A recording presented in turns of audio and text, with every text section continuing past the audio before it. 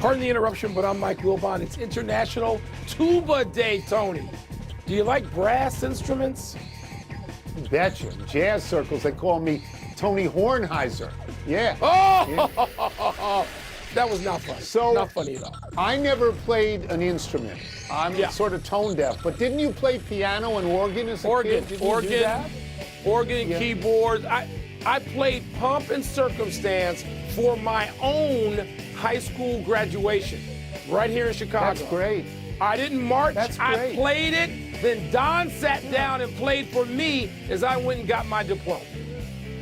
That's great. Keep it in the family that way. Welcome to PTI, boys and girls. In today's episode, the Knicks blast the Hawks, the Timberwolves eliminate the Nuggets, and Connor McDavid is out of the Stanley Cup playoffs. But we begin today with the Philadelphia 76ers beating the Boston Celtics last night in Philadelphia to force a Game 7.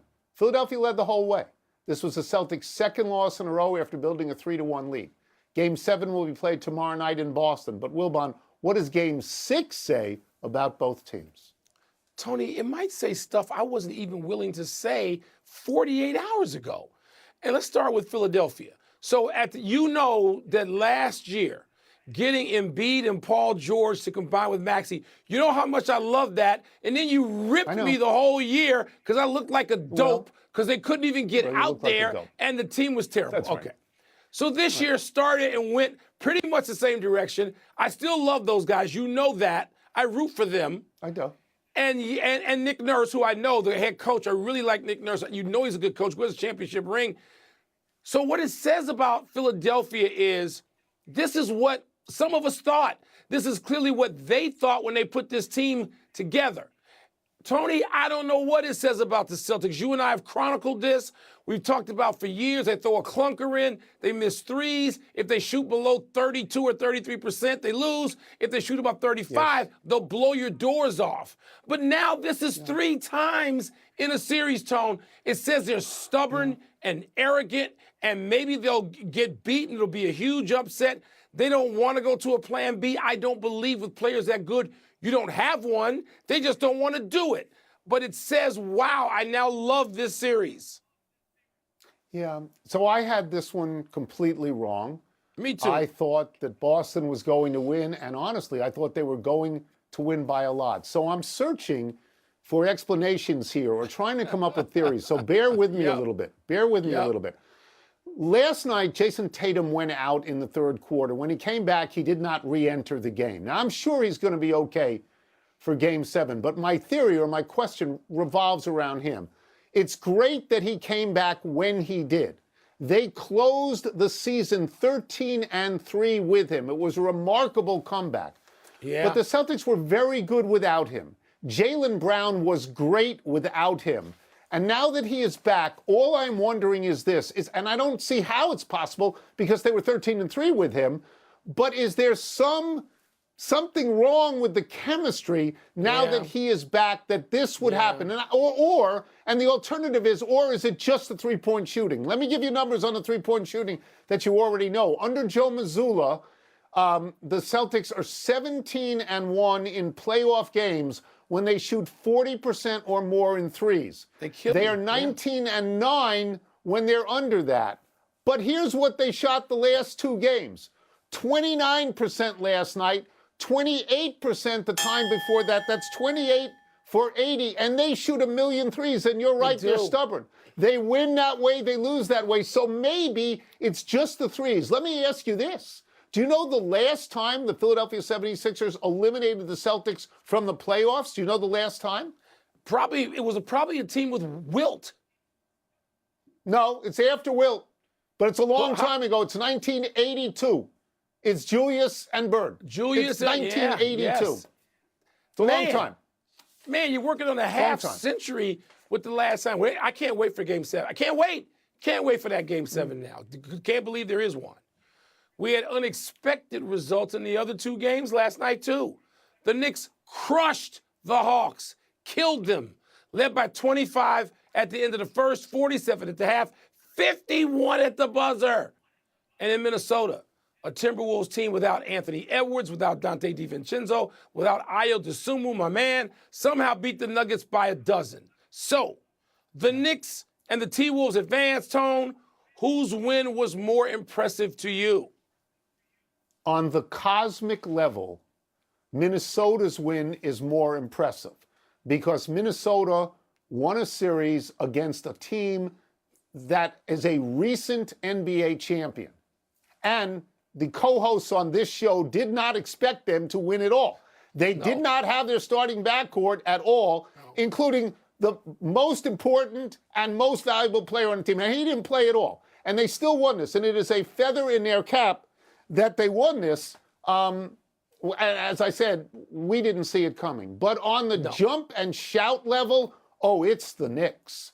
That's the most unbelievable margin of victory maybe of all time. This is 50 plus in the second quarter. 50 plus. It's 60 plus in the third quarter. It is the most embarrassing game in the history of the NBA playoffs. Look, Atlanta's not trying to tank. They're not the Wizards. This is game 6 of the playoffs. They're a good team, and they're at home.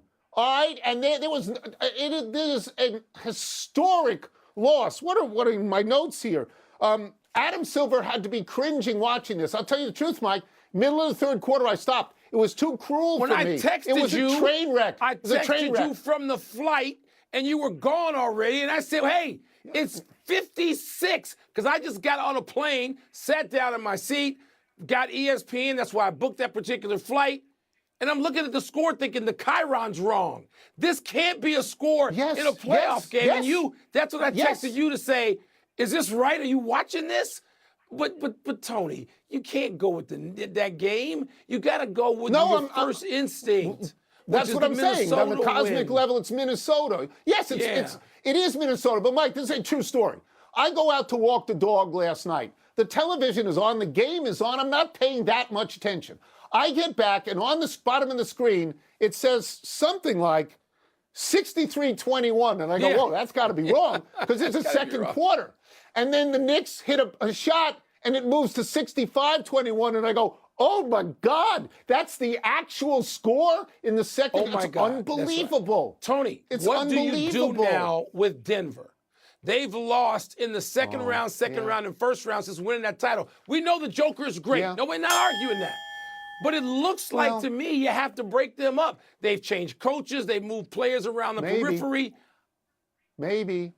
I don't know. So. I mean, they did win one. They did win when they got the ring. I would say to you that, that Jokic is in a position, although he's won, and the next guy we're going to talk about, Connor McDavid, hasn't. But let's move to hockey. The Edmonton Oilers were eliminated comfortably last night by the Anaheim Ducks 5-2. Connor McDavid in the 6-game series had only one goal. Afterwards, McDavid said, this is a quote, "It was tough. We were an average team all year. An average team with high expectations, you're going to be disappointed," unquote. Wilbon, what does this first-round exit mean for Connor McDavid, for the Oilers, and for the NHL? Well, Connor McDavid is going to be somewhere between an annoyance or an embarrassment, depending on how personally he feels. And I don't know Connor McDavid. I don't know how he takes these things. I certainly know great players who would feel anywhere on that range. Tony, for the league, it's not a good thing because the casual viewer that turns in would want to see Connor McDavid.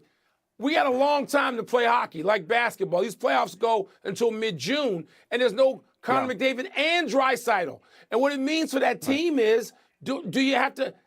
I don't want to say break them up because they've traded people. They've gotten rid of vets. They've moved picks around. They've done all these things to massage that team, and it hasn't worked. And you got McDavid and Draisaitl, who on anybody's list have to be two of the top 10, 12 players in the league, maybe like 3 or 4 with Connor McDavid. I still think, though, when you lose like this in the first round, changes are a coming. I don't think it's a problem for the league, though I will note with curiosity that the teams that were in the Stanley Cup Finals the last 2 years, Edmonton and Florida, are now out of the playoffs. Florida didn't make the playoffs. Didn't even make it. So that leads me to believe, Mike, that if you go through the Stanley Cup Final rigors, it is 2 years in a row. It's so exhausting that it's hard to get back for a third year. That and the rules, the salary cap rules are so draconian. Salary cap rules. Yeah. So I don't think it's bad for the league because fans will look, maybe they'll look for Montreal or Buffalo or Philadelphia or something like that. But I want to concentrate on McDavid's contract situation. McDavid could have signed a 7-year contract for a lot of money with Edmonton. He chose instead to sign specifically a 2-year contract. This was Connor McDavid putting the Edmonton Oilers on notice. Yes. He was basically saying, get us a goalie. I'm taking less money here. You can use this money. Get us a goalie. This is not unlike what Joe Burrow did in Cincinnati, saying, get me a defense. We need a defense. And Cincinnati went out and in free agency tried to do it. Mike, I think that Connor McDavid, he'll be 31 at the end of this contract. I think if he hasn't won a Stanley Cup, I think he goes the way that LeBron James originally left Cleveland to go win something. I do. I think that's what's going to happen. Could be this offseason. Right? And everybody, and he's clear-eyed about this. He called them average. He knows what he's talking about. Let's take a break. He was right. He didn't overstate it. He was right about it. He was right.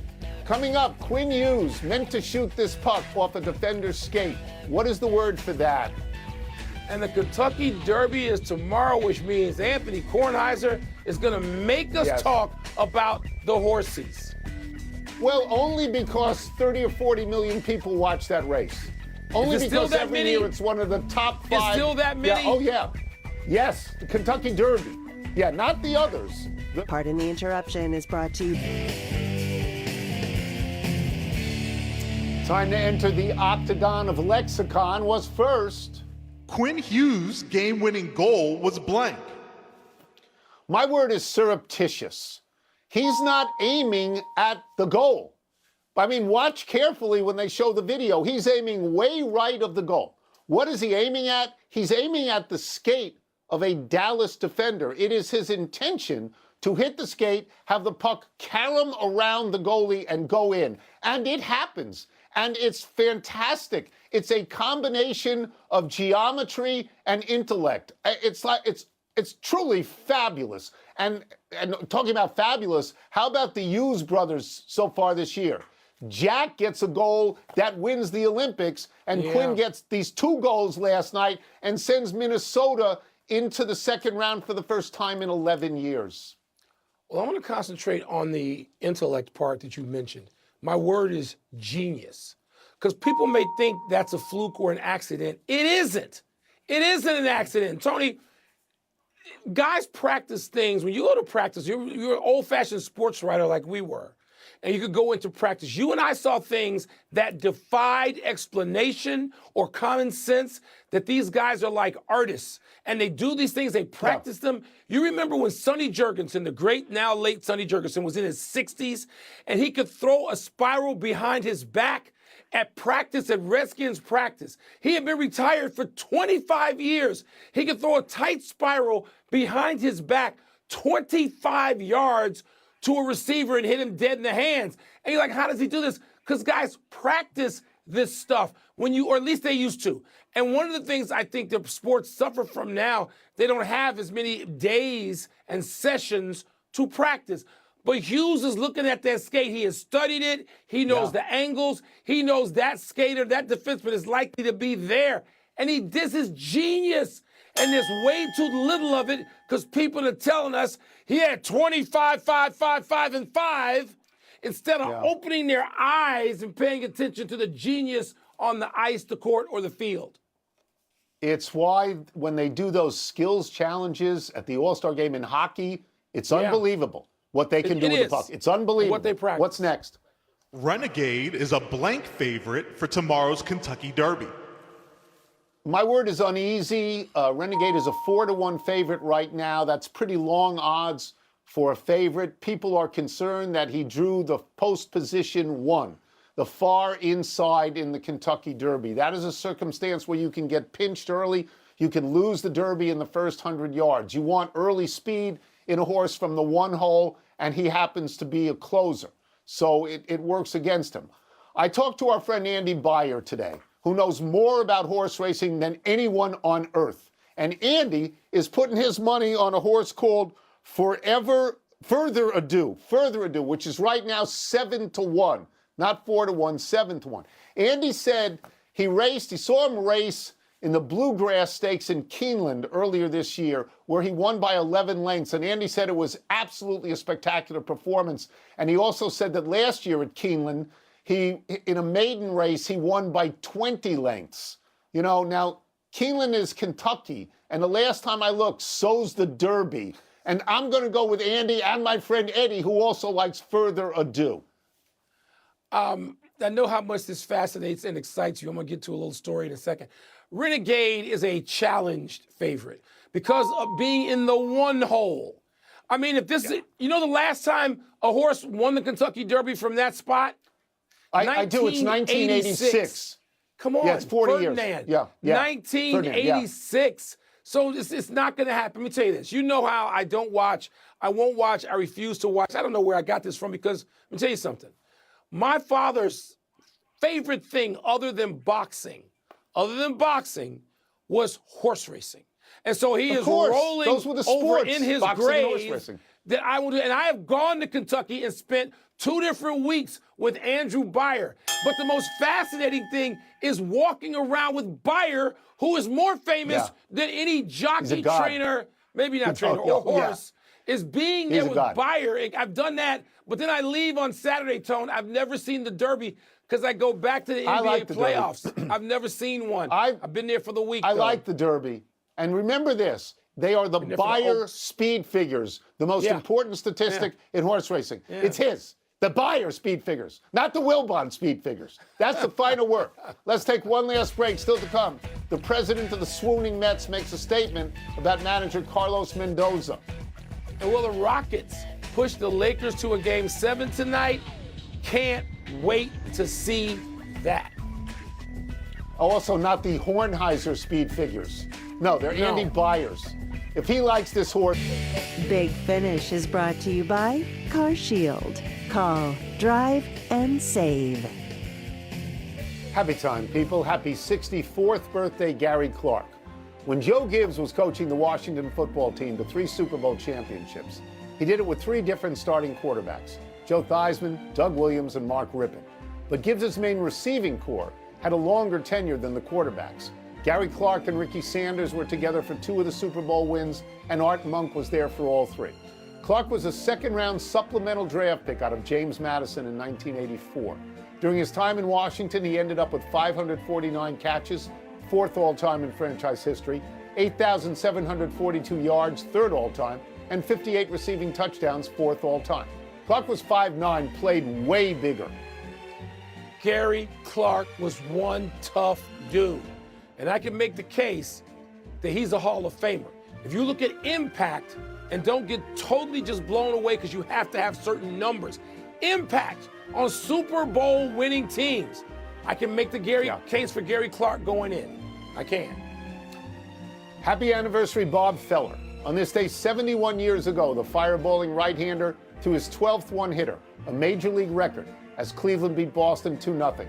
Rapid Robert Feller pitched all of his 18 major league seasons for Cleveland. He had 3 no-hitters as well. Nolan Ryan now shares the record for one-hitters and holds the no-hit record with 7. This enables me to say that Shirley Povich covered Walter Big Train Johnson for the Washington Post in the 1920s. One day he was telling me and Wilbon about how hard Johnson threw and how he had asked Johnson who he thought threw hard. And Shirley said, quote, Train said, this Feller kid is pretty fast. Train said, okay? Train said.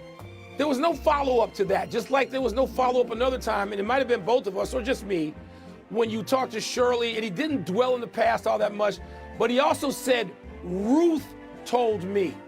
Not Dr. Ruth, boys and girls, George Herman Ruth. Ruth told me. We were captivated and worked with a man who covered Ruth and Gehrig and Train. How about that? Yeah. And Joe Louis. Happy trails. How about that? Yes. Happy trails to 2 for the Giants. San Francisco led Philly in the bottom of the 9th of both games of a doubleheader yesterday, lost them both. The day game on an infield single by rookie Justin Crawford, and the nightcap on a 10th inning sac fly by Alec Boehm. Reliever Chase Sugart got the win in both games. That's the first time that's happened in 13 years. The Phillies are now 3-0 under interim manager Don Mattingly. 2 games clear of the lowly Mets, who lost yesterday for the 17th time in 20 games, I believe, to the Nats. But Mets boss David Stern said today he does not intend to change managers. I'm tired of these I-95 baseball teams that stink. Phillies, Mets, we've talked about them all week. They stink. Meanwhile, my Cubbies have won 13 of 16, working on 14 of 17, not to mention. I-95 baseball, get out of here.